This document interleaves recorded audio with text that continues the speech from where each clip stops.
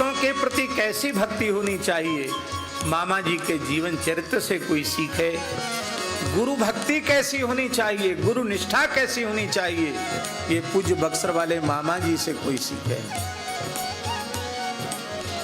पूज्य बक्सर वाले महाराज जी यहाँ वृंदावन वास करते हुए पूज्य पंडित श्री भक्तमाली जी के चरणों में अध्ययन कर रहे थे,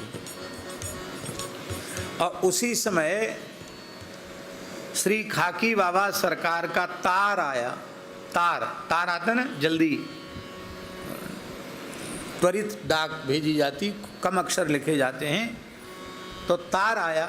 उस तार में लिखा था कि सूचना प्राप्त करते ही तत्काल हमारे पास आ जाओ। जिस अवस्था में हो वैसे ही आ जाओ। गुरु वचनों का कैसे पालन करना चाहिए। महाराज जी मामा जी जैसे थे वैसे ही चल पड़े, और कोई ये थोड़ी कि अभी इतने जल्दी तुरंत तार आया और तुरंत चल पड़े, और टिकट पहले से कोई रिजर्व कुछ नहीं, सीधी ट्रेन भी नहीं, कहाँ कहाँ ट्रेन बदल के कैसे कैसे बक्सर पहुँचे। पानी भी नहीं पिया रास्ते में, यहाँ से कुछ खाया पिया नहीं, रास्ते में भी कुछ नहीं लिया। वहाँ पहुँचे, खाकी बाबा सरकार को साष्टांग दंडवत किया, बोले स्नान ध्यान करो फिर आना। कुछ खा लेना। स्नान ध्यान करके मामा जी तिलक स्वरूप करके नियम स्नान ध्यान करके आए। कुछ बाल भोग किए हो वहाँ कर लिए, तो बोले एक पत्र लिखने के लिए तुमको बुलाया। बोलो वृंदावन बिहारी। गुरुजी ने क्या कहा, एक पत्र लिखना है, सेठ श्री जयदयाल गोविंद जी को एक पत्र लिखना है, गीता प्रेस के संस्थापक को पत्र लिखना है, उसके लिए तुमको बुलाया। अब बाबा महर्षि विश्वामित्र इंटर कॉलेज में ही रहते थे, और सब अध्यापक प्रोफेसर पढ़ाने बड़े बड़े लोग उनके चरणों में बैठते थे। अरे कोई प्राइमरी पास का कक्षा 8 पास भी वो बोलते तो वो लिख देता, और केवल पत्र लिखने के लिए मामा जी को उन्होंने बुलाया। आपके मन में यह बात नहीं आई कि गुरुदेव की कैसी विचित्र लीला है, इसके लिए तार भेजा उन्होंने, और हम कितने परेशान होके कितने जगह वाहन बदले, कितने परेशान तकलीफ में हम आए, और कोई महत्वपूर्ण काम नहीं। किसी के मन में आ सकता है कि नहीं आ सकता। भाई ऐसी तो कोई बात नहीं थी कि हमारे आए बिना हमारी पढ़ाई भी छूट गई। तो जब उन्होंने कहा पत्र लिखने के लिए बुलाया, तो मामा जी बड़े गदगद हो गए कि गुरुदेव की बड़ी कृपा है, कृपा करके दर्शन दिया। वो पत्र जो है, बोले लिखो, सेठ जी के लिए पत्र लिखा। उस पत्र में कभी सेठ जी ने खाकी बाबा सरकार से पूछा था कि आप परम सिद्ध संत हैं, श्री मालवी जी ने उनके बारे में बताया था, बाबा के बारे में, तो जीव को अपने परम कल्याण के लिए क्या करना चाहिए। तो बाबा ने पूछा था, कौन पूछ रहा है, तुम पूछ रहे हो? हम पूछ रहे हैं। तो ले समय आने पर बताएंगे। यही बात है ना बाबा जी। और उस समय पूज्य सेठ जी गीता भवन ऋषिकेश में विराज रहे थे। शरीर कुछ रुग्ण था, और पूज्य श्री खाकी बाबा सरकार ने मामा जी के हाथ से पत्र लिखवाया और कहा कि श्री ठाकुर जी की सन्निधि में जाने का समय आपका आ गया है। अब सब ओर से अपनी वृत्ति को अंतर्मुख करके केवल श्री राम नाम में अपनी मन बुद्धि को लगा दो। यही जीव के कल्याण का सर्वोत्कृष्ट साधन है। और भवदीय खाकी बाबा। और सेठ जी को जैसे ही पत्र सेठ जी ने पढ़ा, पढ़ते सेठ जी मौन हो गए, फिर किसी से बोले ही नहीं अंतिम क्षण तक। केवल राम नाम का जप करते हुए ऋषिकेश में गंगा तट पर उन्होंने श्री ठाकुर जी की नित्य सन्निधि को प्राप्त किया। ऐसे थे खाकी बाबा सरकार।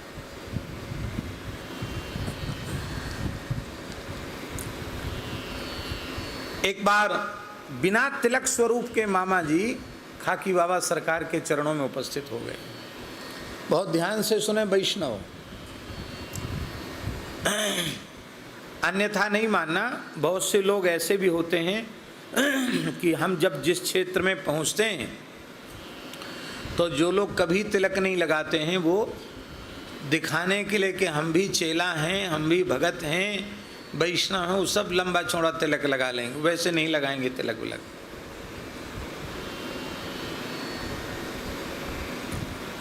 कितने लोग कंठी भी नहीं पहनते हैं, मंत्र भी नहीं जपते हैं।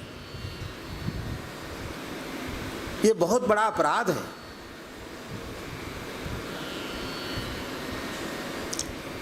गुरु अवज्ञा का अपराध है।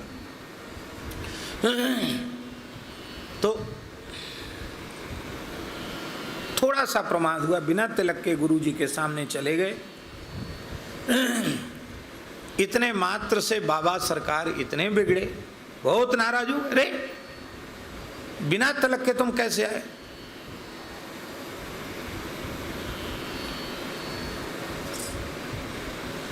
तो सरकार गलती हो गई, क्षमा करें अपराध।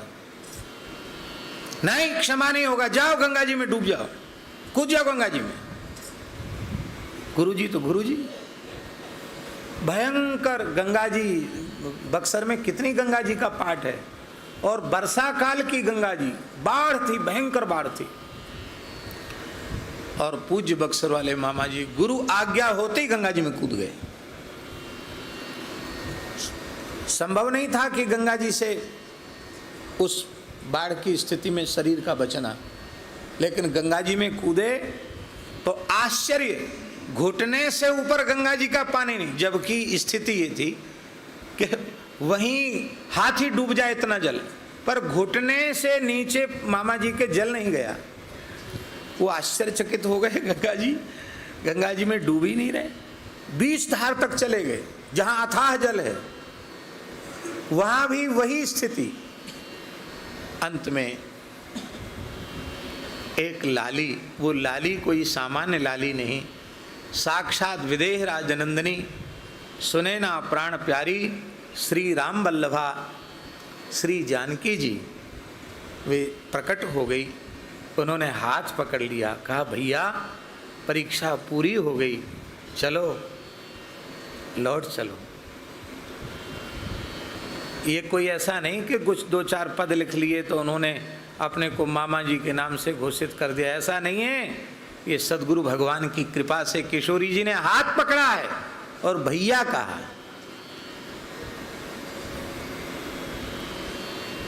ऋषिकेश में परम श्रद्धेय स्वामी श्री राम सुखदास जी महाराज ने पूछा कि मामा जी, किशोरी जी आपको अपना भाई मानती हैं कि आप अपनी बहन उनको मानते हैं?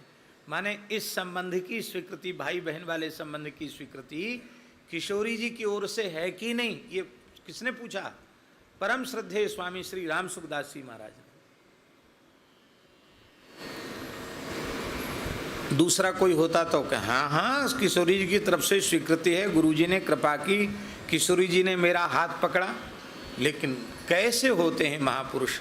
मामा जी ने बड़ी विनम्रता से हाथ जोड़कर कहा, सरकार आप जैसे भगवत प्राप्त सिद्ध संत इस बालक को बार बार मामा जी कह रहे हैं, तो किशोरी जी के संबंध से ही तो कह रहे हैं।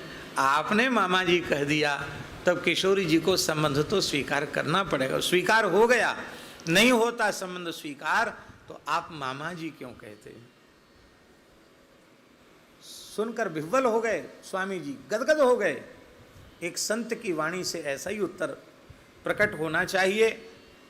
तो स्वामी जी ने पूछा,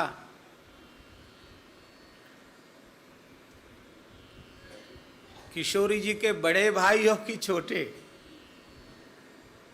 जैसे पंचरसाचार्य श्री हर्षण कुंज सरकार, वो किशोरी जी के बड़े भैया थे, दादा, इसलिए किशोरी जी को वात्सल्य करते। पर मामा जी ने हाथ जोड़कर कहा कि किशोरी जी के बहुत भाई हैं, पर उनमें सबसे छोटा ही बालक है। तो श्री राम सुखदास जी महाराज ने कहा कि तब तो गोद में बिठाकर बहुत दुलार करती होंगी, जब सबसे छोटा अपने को मानते हो तब तो किशोरी जी गोद में बिठाकर बहुत दुलार करती होंगी। इतना सुनती मामा जी कुछ बोल नहीं पाई, अत्यंत विकल हो गए। दोनों संतों के प्रेमाश्रुधार बहने लगी। यह है संतों का एकांतिक सत्संग। आहा, तो गुरु निष्ठा के प्रताप से किशोरी जी ने उनको स्वीकार किया। दूसरी घटना, अस्वस्थ हो गए अयोध्या जी में, जानकी महल में, और सिर में अतिशय वेदना हुई और कक्ष में अकेले पूज्य महाराज जी थे। साक्षात श्री किशोरी जी ने प्रकट होकर मस्तक दबाया, सिर पर सुगंधित तैल की मालिश किया। हम लोग संतों को समझ ही नहीं पाते हैं, ये क्या है, कैसे हैं, चले जाते हैं तब रोना धोना रह जाता है भैया। इसलिए संत जब तक विराजमान है तब तक उनकी महिमा को, गरिमा को स्वीकार कर लो। आहा, क्या कहना। ऐसी अद्भुत गुरुनिष्ठा, पंडित जी के प्रति गुरुनिष्ठा, महाराज जी श्री भक्तमाली जी के प्रति गुरुनिष्ठा, श्री करह बिहारी सरकार के प्रति गुरुनिष्ठा, पूज्य श्री सुदामा दास जी के प्रति गुरुनिष्ठा।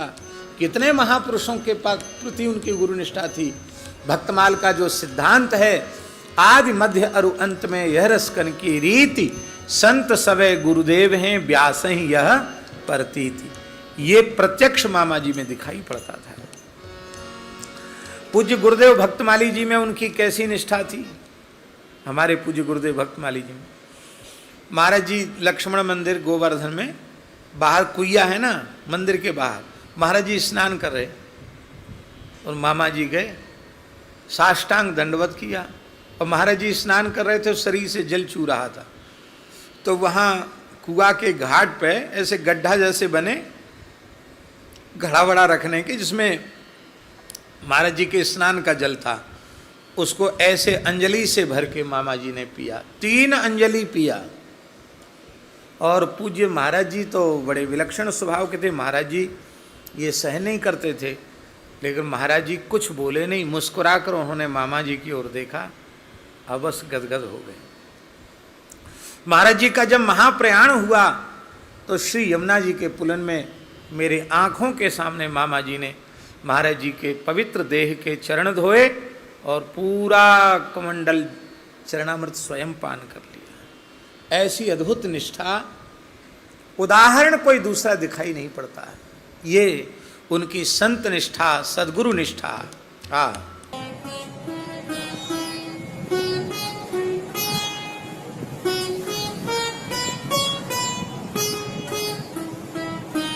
श्री सीताराम प्रतिदिन सत्संग एवं दर्शन के लिए श्री महाराज जी के ऑफिशियल चैनल को जरूर सब्सक्राइब करें।